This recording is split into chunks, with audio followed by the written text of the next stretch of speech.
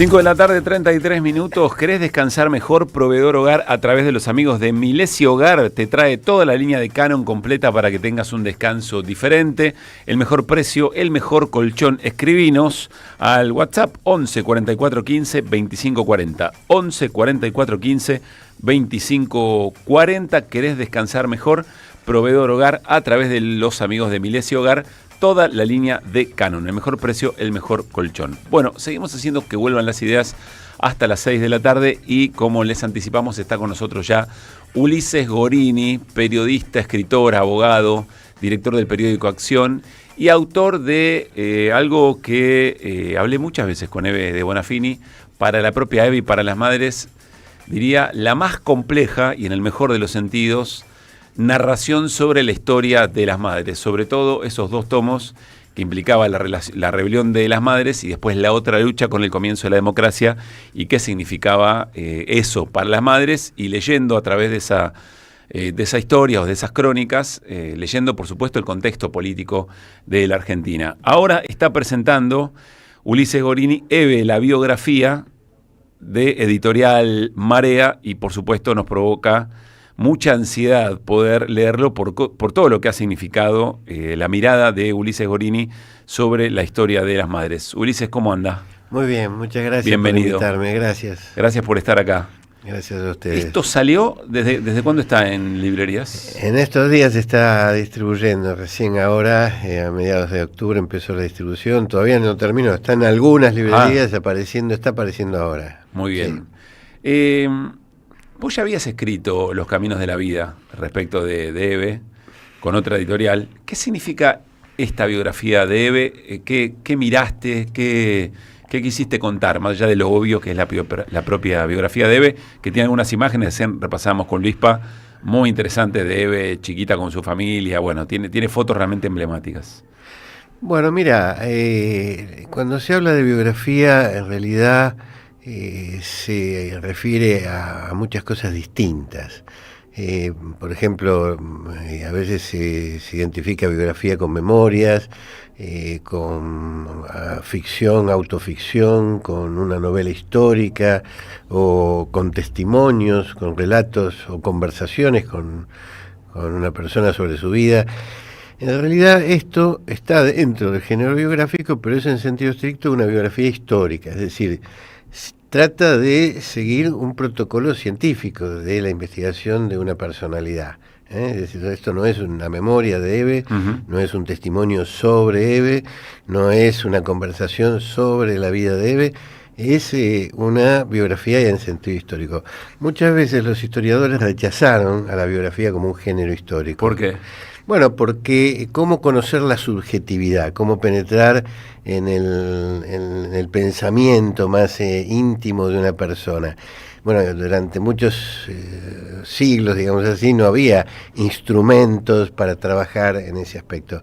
Hoy la biografía cuenta con una metodología para la historia, pero también cuenta con una cantidad de disciplinas, desde la psicología social, la antropología, que permite, a través de un abordaje multidisciplinario, abordar lo que antes era inabordable, que es la subjetividad, la verdadera historia de una persona, no a partir de la opinión, de la versión, del testimonio, sino de una investigación estrictamente histórica, ¿no? Y esto no es muy antiguo dentro de la historia, esto comienza, te diría yo, a mediados del siglo XX, así tímidamente, con algunas investigaciones históricas muy importantes, por ejemplo, una que yo cito acá, la de San Luis, una biografía sobre un rey francés de la época medieval, abordada nada menos por uno de los medievalistas más importantes, Jacques Le Goff, ¿no? Que encara quizás la primera biografía en sentido histórico, es decir, una biografía con sentido histórico, ¿no? Pero una biografía con sentido histórico, ¿qué es lo que limita, digamos, o qué es lo que incorpora? ¿Cuál es la esencia de una biografía con sentido histórico? Bueno, en primer lugar que todo lo que se dice está probado.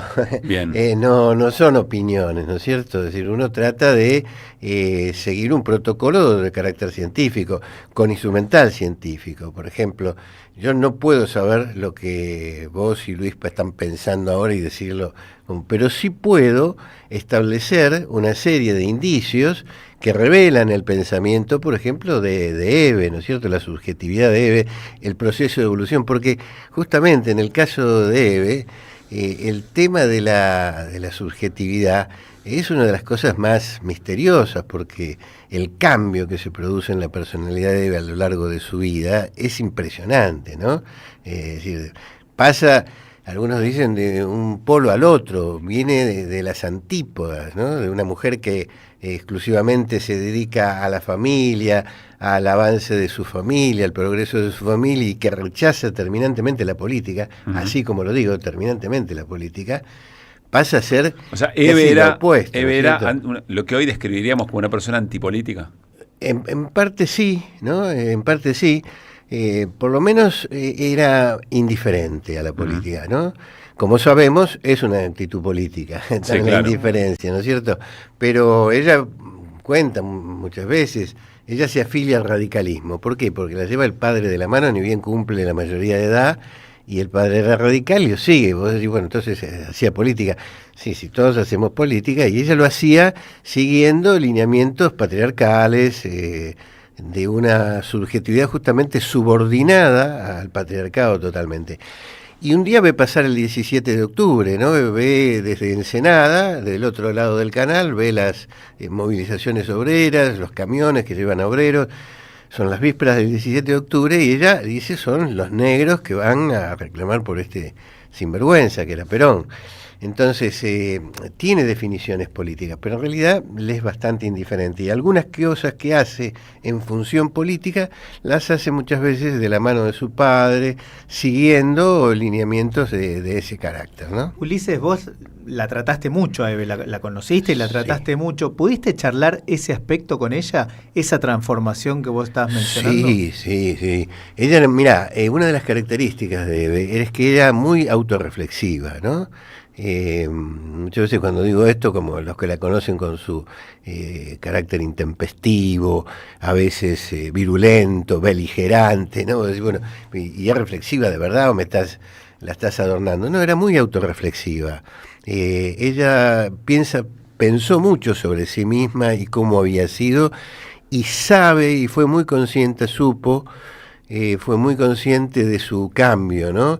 A tal punto, viste que ella familiarmente, cuando era joven, cuando niña, la llamaban Kika, nadie la llamaba Hebe, ¿no? Lo de Hebe empieza a formalizarse como nombre de ella a partir de la desaparición de los hijos, porque no podía firmar Kika, lo sabías cómo Claro, formaba. Claro. Bueno, pero es ese un nombre mismo formal, no claro, solo es un nombre real, sino es un nombre formal. Sí, entonces ella a veces decía, a veces pienso en Kika y dice, la veo, la quiero tanto, pero a veces estoy tan lejos de ella, de lo que ella fue, ¿no?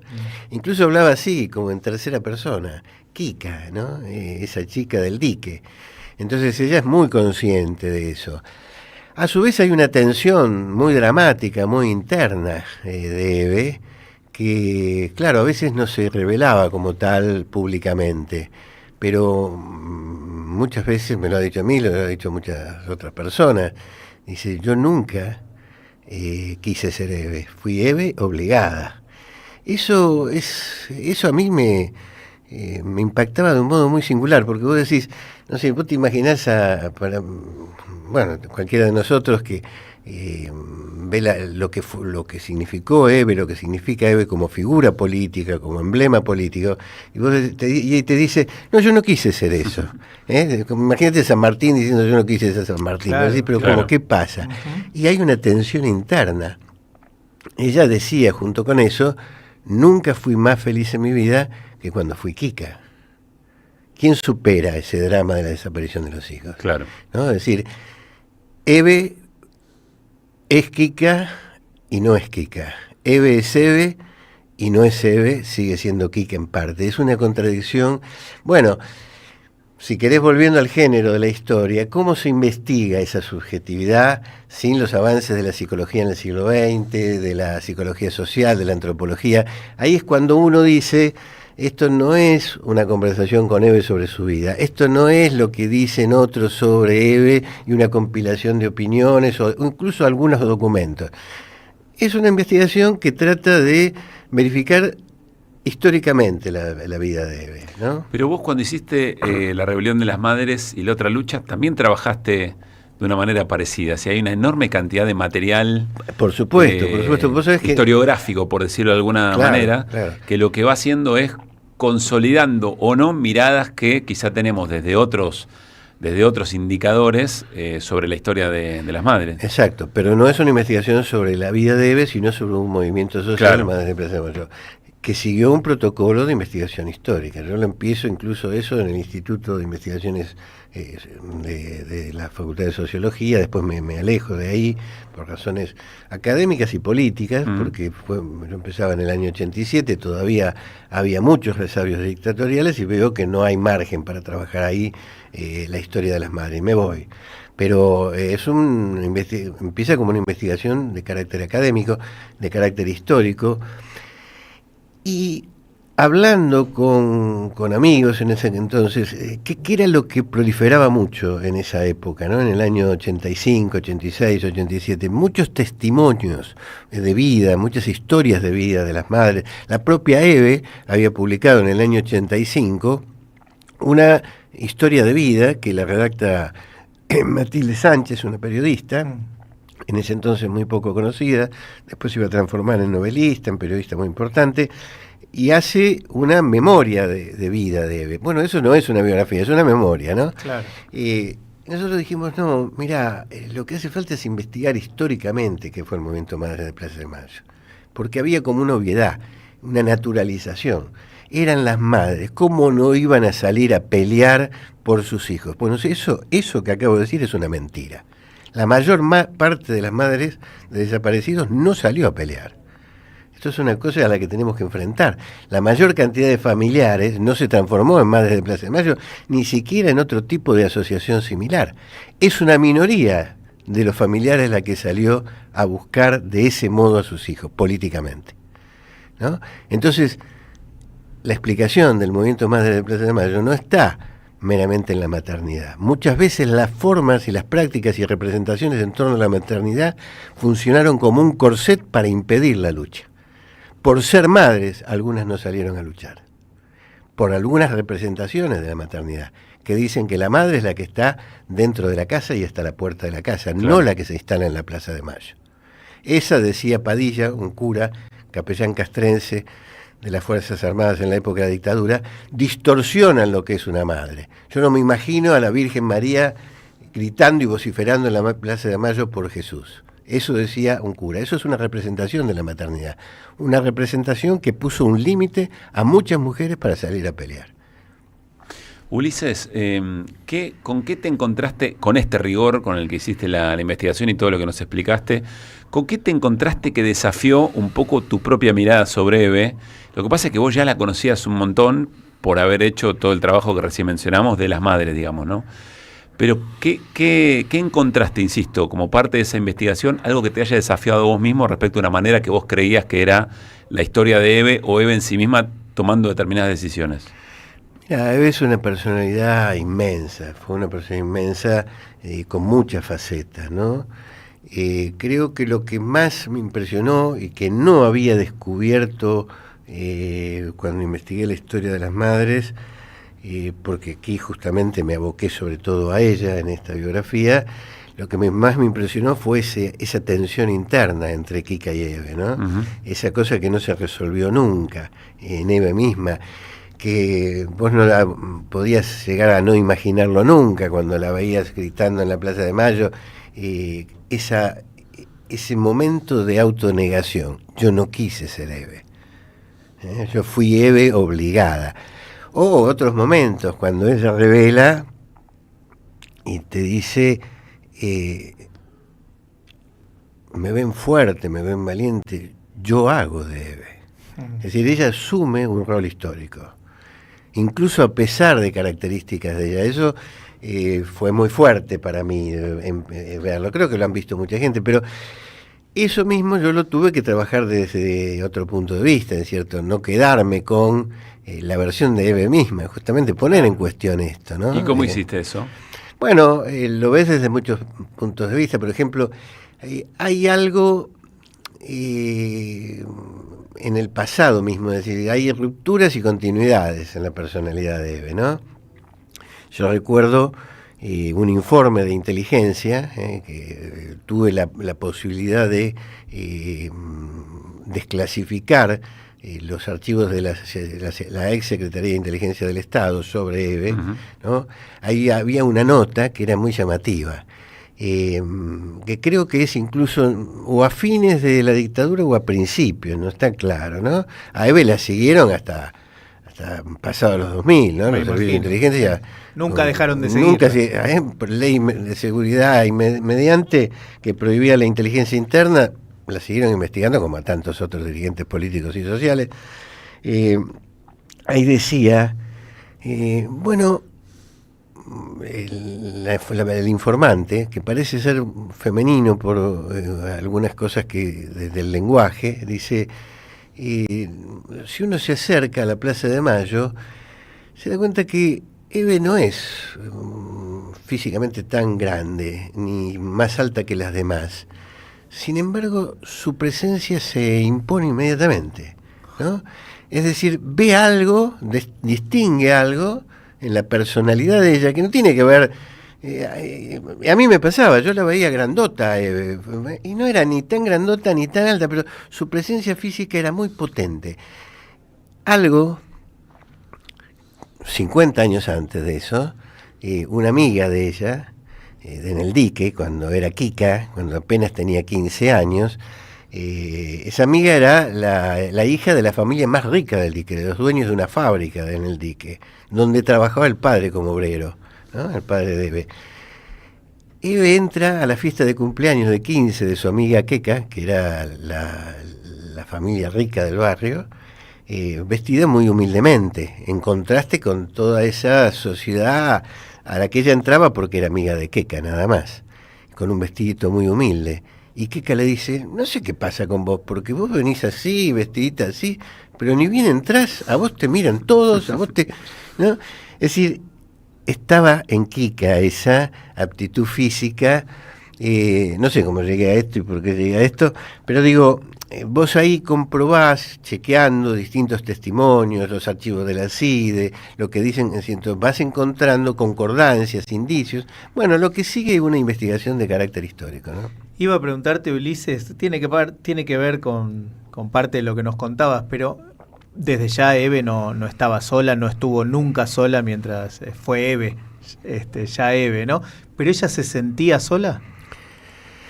Mira, yo creo que por momentos sí, ella constituye otra familia, ¿no? Ese es uno de los grandes cambios en ella. Ella pasa de esa familia de sangre, la familia chiquita, a una familia política, ¿no? Constituye una familia política.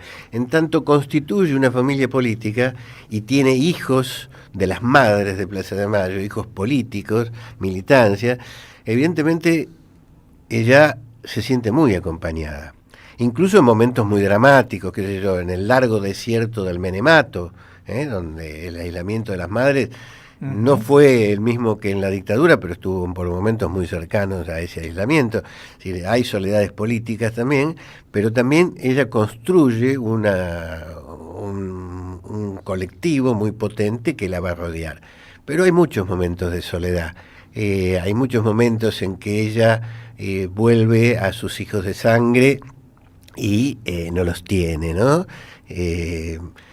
Bueno, o sea que evidentemente eso es lo hermoso de acercarse a a la mayoría de los seres humanos, ¿no? Lo de Eve es impresionante porque es un fenómeno realmente de personalidad muy grande, pero todos tenemos esas contradicciones, esos contrastes, esa riqueza, esa multiplicidad, ¿no? Dentro nuestro. Hay una cosa que a mí siempre me impactó muchísimo de tus primeros libros sobre las madres, insisto, para mí son de lectura obligatoria si están escuchando esta radio por un montón de motivos, sobre todo esta nota que es La rebelión de las madres y la otra lucha, que es que en un momento vos caracterizás muy bien, le das una explicación que por lo menos a mí no solamente me conforma, sino que me convence. Primero, de por qué Eve decía que las Madres de Plaza de Mayo, la Asociación Madre de Plaza de Mayo, no era un organismo de derechos humanos, sino que un movimiento político. Y segundo, vos te tomás un trabajo que muy pocos observadores de la realidad política se han tomado, que es tratar de entender cuáles son las diferencias políticas entre la Asociación Madre de Plaza de Mayo, Eve, como conceptualiza, digamos, esa lucha, y el resto de los organismos. Yo quiero preguntarte, no tanto sobre el movimiento Madre de Plaza de Mayo, sino sobre Eve, ¿cómo construye eso? ¿Cómo construye incluso cierta intransigencia respecto a algunas situaciones que pedían casi un lugar un poco más cómodo políticamente?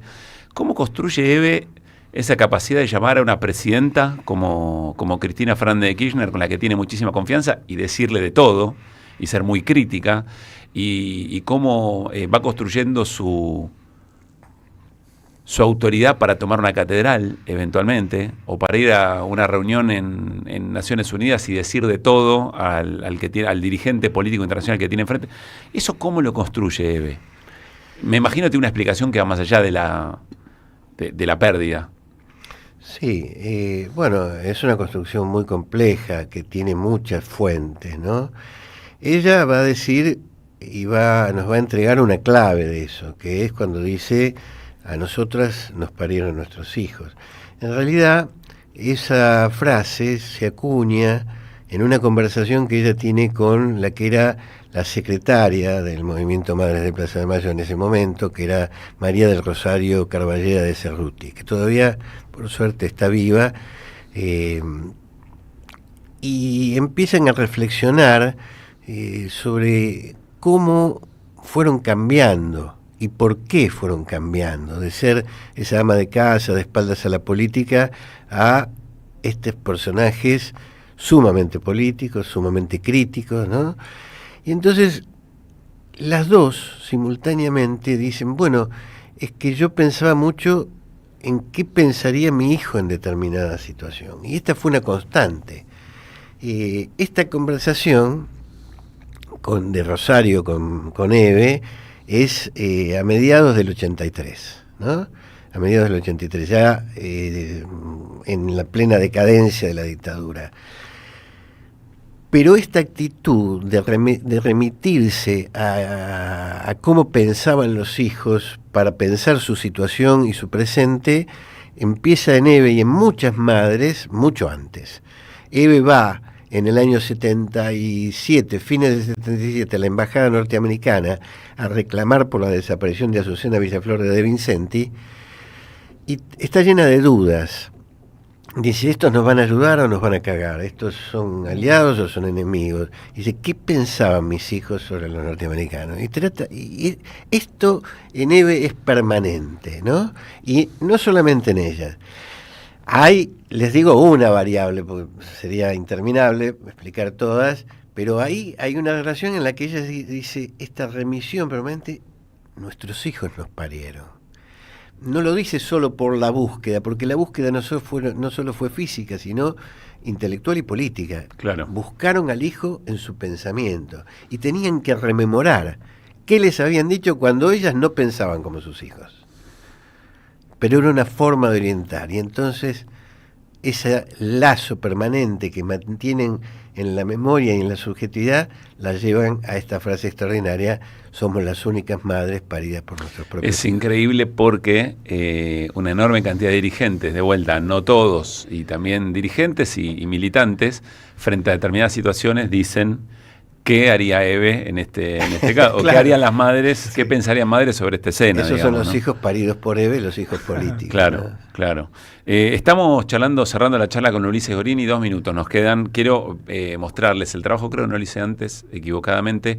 Esto es Eve, la biografía editorial Marea. ¿Elegiste vos la foto? ¿La foto de tapa o la eligió la editorial? Fue un trabajo colectivo, pero empezó por la editorial misma y empezamos a descartar de una serie. Y Acércate al micrófono, perdón. Perdón. No. Sí, fue Trabajo colectivo. Sí, un trabajo colectivo, pero ya no me acuerdo porque era una baraja de imágenes. Siempre es una cosa parcial, ¿no es cierto? Sí, Uno claro. elige una etapa, un momento, y ese pareció una composición bastante emblemática, ¿no? ¿Hay ya hay presentación programada acá? No, creo que todavía, quizás en la Feria del Libro del año que viene. Vamos a ver cómo ¿No te da circula. ansiedad presentarlo antes de la feria? Estamos hablando de julio, junio del año que viene. Es cierto. Bueno, déjamelo pensar. Bueno, porque va a ser interesante. No, además la viajás a presentarlo ahora, ¿no? A Brasil. No, viajo a presentar la historia de las madres, traducido al portugués, claro. la rebelión de las madres. Los tomos a los que hacíamos referencia. Los tomos de historia de las madres de Plaza de Mayo, que ha despertado mucho interés. No el libro mío, sino la historia de las madres, ¿no? La historia de las madres. Les comentaba antes fuera de micrófono que esta película, Aún estoy aquí, que de un director brasileño, removió mucha la historia y la asociación en vínculo con las madres de Plaza de Mayo, ¿no? Mirá vos, qué bueno eso. Bueno, vamos a esperar ansiosamente la presentación, sea cuando fuere. Y tomemos esto como una presentación. Sí, no está mal. Y volvamos a recomendar la lectura de Eve, la biografía de Ulises Gorini, con todo lo que Ulises Gorini significa, insisto, para esa manera de narrar la historia de las madres que explicaba antes Ulises, con ese rigor histórico que se puede encontrar en cada uno de sus trabajos. Gracias por haber venido. No, gracias a ustedes. Y la seguimos, por supuesto. Bueno, Luispa, 6 de la tarde.